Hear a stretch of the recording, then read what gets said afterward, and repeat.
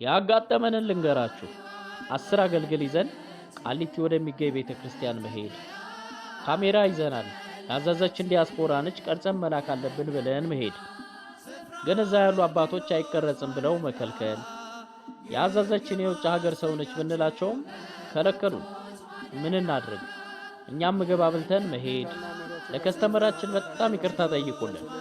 ሐረግ አገልግል በአጸደ ማርያም የልደቷ ምክንያት ማለት ነው።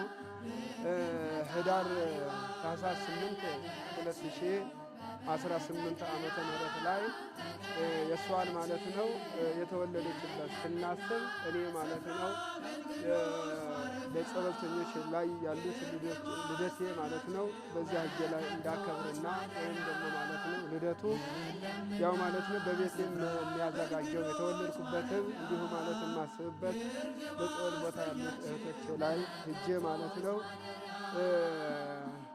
ለውሃ ወስጄ ዳቦ ወስጄ የታመሙት ቤተሰቦች የታመሙ ጸበልተኞች ለነሱ በማሰብ ላይ ልደቴን አከብራለሁ በማለት ይህ ማለት ነው ዝክር ወይም ደግሞ ይህ ስጦታ በዚህ ቤት ላይ ቀርበዋልና ይህ ልደት ሲታሰብ በልደቷ ምክንያት